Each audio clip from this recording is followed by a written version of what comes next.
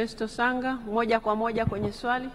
Mheshimiwa Waziri, kuimarisha timu ya taifa ni pamoja na kuhakikisha kwamba sheria na taratibu za michezo zinafuata nchini. Ligi yetu inaelekea mwisho, lakini kumekuwa na mvutano wa hizi timu mbili na viongozi wa TFF. Ipi kauli ya serikali?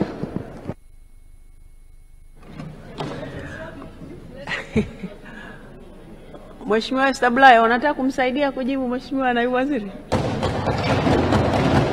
Mheshimiwa Naibu Waziri, majibu. Nakushukuru Mheshimiwa Spika.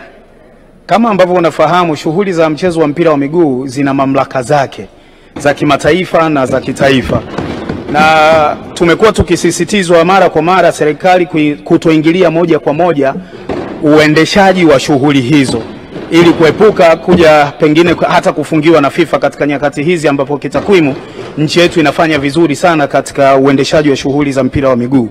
Mamlaka za uendeshaji na usimamizi wa shughuli za mpira wa miguu nchi hii ni TFF ambayo ni shirikisho la mpira wa miguu nchini, lakini pia na bodi ya ligi kuu ambazo serikali, hata taarifa ambazo tunazitoa hapa tuna rely kwenye taarifa tunazopata kutoka kwao. Kuhusu mchezo anaosema, tunafuatilia kwa karibu jinsi ambavyo mgogoro huu unaendelea kutatuliwa, lakini huku tukijaribu kwa kiwango kikubwa kabisa kutoingilia moja kwa moja maamuzi ya TFF na bodi ya ligi. Lakini tumekuwa tukifuatilia kwa karibu, eyes on hands off, huku tukisisitiza TFF na bodi ya ligi kufuata na kutekeleza kanuni na sheria ambazo wamejiwekea za uendeshaji wa mpira wa miguu.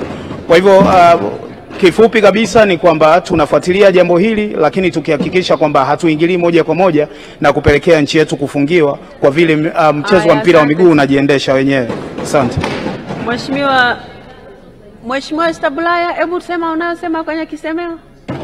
Maana naona umekuwa naibu waziri wa michezo. Nilikuwa nasema kuhusiana taratibu na sheria ni pamoja na kupata ripoti kwa nini mchezo wa tarehe 8 haukuchezwa.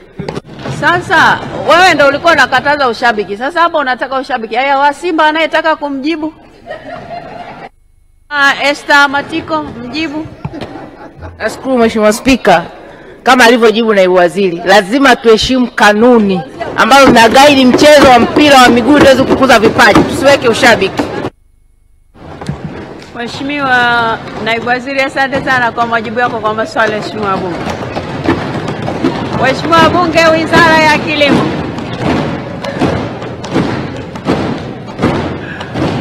Mheshimiwa Bunge, Wizara ya Kilimo.